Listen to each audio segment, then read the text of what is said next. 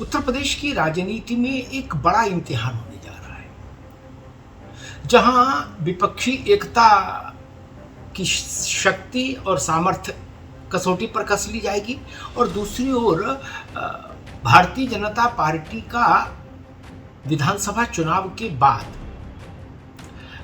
पूर्वांचल में राजनीतिक वर्चस्व अब कैसा है।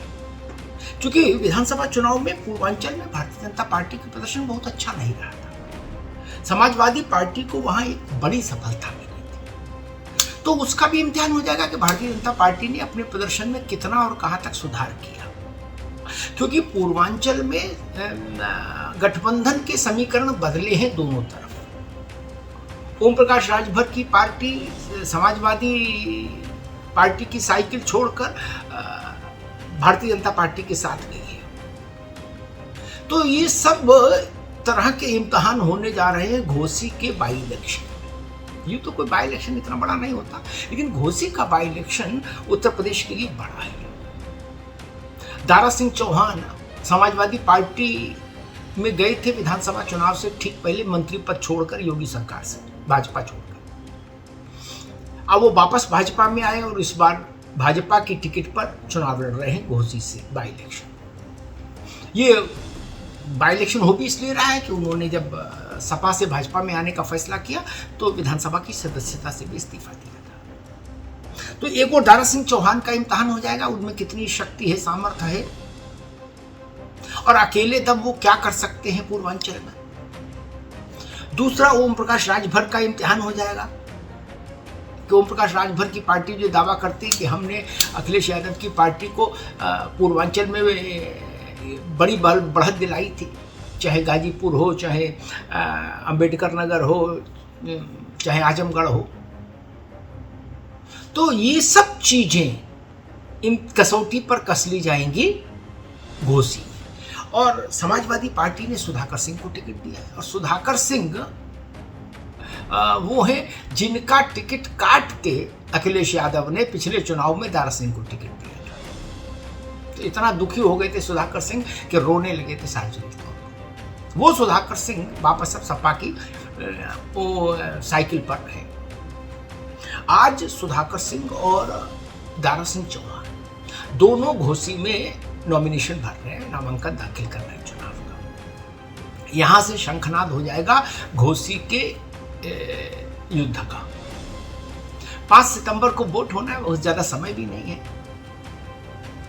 20 दिन का समय है कुल। और इसी के बाद इस इम्तिहान के नतीजे आ जाने के बाद ही संभवतः ओम प्रकाश राजभर और दारा सिंह चौहान मंत्री बनेंगे, नहीं बनेंगे, क्या विभाग मिलेगा, महत्वपूर्ण विभाग मिलेगा, सामान्य विभाग मिलेगा, ये तमाम तरीके के सवाल है। इन सब पर भाजपा निर्णय लेगी। यानी पहले इम्तिहान, बाद में इनाम। पहले इनाम नहीं, पहले इम्तिहान दीजिए, रिजल्ट दिखाइए, फिर इनाम की बात करेंगे। तो इसलिए घोसी महत्वपूर्ण है और अखिलेश यादव के लिए इसलिए महत्वपूर्ण है कि पूर्वांचल का एक ये टेस्ट केस होगा घोसी।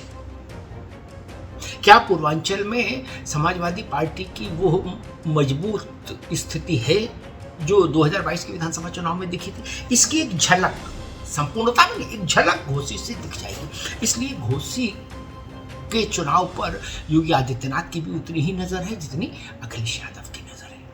और ये जो INDIA बना है बेंगलुरु में, इसके जन्म के बाद उत्तर प्रदेश में ये पहला इम्तिहान हो रहा है। तो एक छोटे संदर्भ में ये भी मान लीजिए, इस एकता का कुछ गुणागणित है उत्तर प्रदेश में, कोई लेना देना पड़ रहा है फर्क जमीन पर कि नहीं, इसका भी टेस्ट हो जाएगा, है ना। यानी एक ब्लड सैंपल से कई टेस्ट हम लोग करा लेते हैं ना, थायराइड, डायबिटीज और क्या क्या, वैसे ही मान लीजिए घोसी के एक टेस्ट से, एक सैंपल से कई टेस्टों के नतीजे सामने आ जाएंगे राजनीति में। उत्तर प्रदेश में एक दूसरी महत्वपूर्ण घटना भी है जिसकी ओर अभी शायद कम ध्यान है, और वो घटना है कि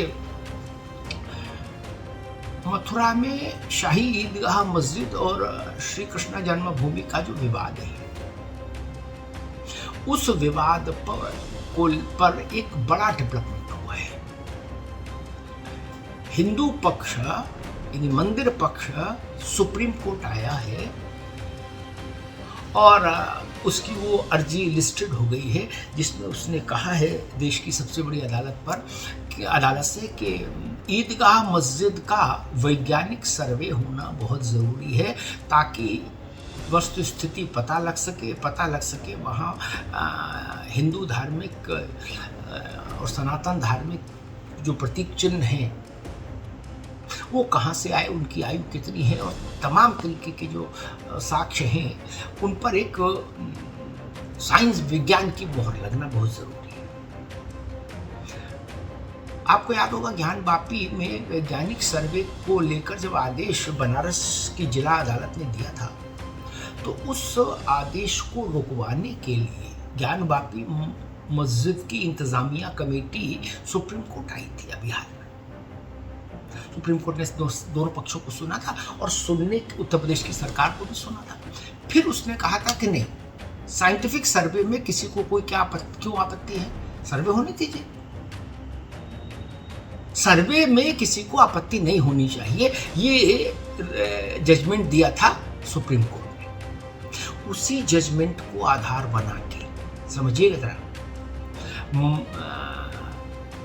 मथुरा में कृष्ण जन्मभूमि के जो पक्षकार हैं वो सुप्रीम कोर्ट आए हैं और उन्होंने दरवाजा खटखटाया है, कहा हुजूर ज्ञानवापी की तरह यहाँ भी वैज्ञानिक सर्वे करवा लो। अब सुप्रीम कोर्ट खुला है 15 अगस्त की और सैटरडे संडे की छुट्टी के बाद। देखते हैं उस पर कब सुनवाई होती है, कैसे सुनवाई होती है, मामला कैसे आगे बढ़ता है। लेकिन मामला बड़ा है, पेचीदा है और उसका भी संदेश बहुत दूर तक जाएगा, देश ही नहीं दुनिया भर में जाएगा। सोचिए, अगर एपेक्स कोर्ट ने ज्ञानवापी के तर्कों के आधार पर ही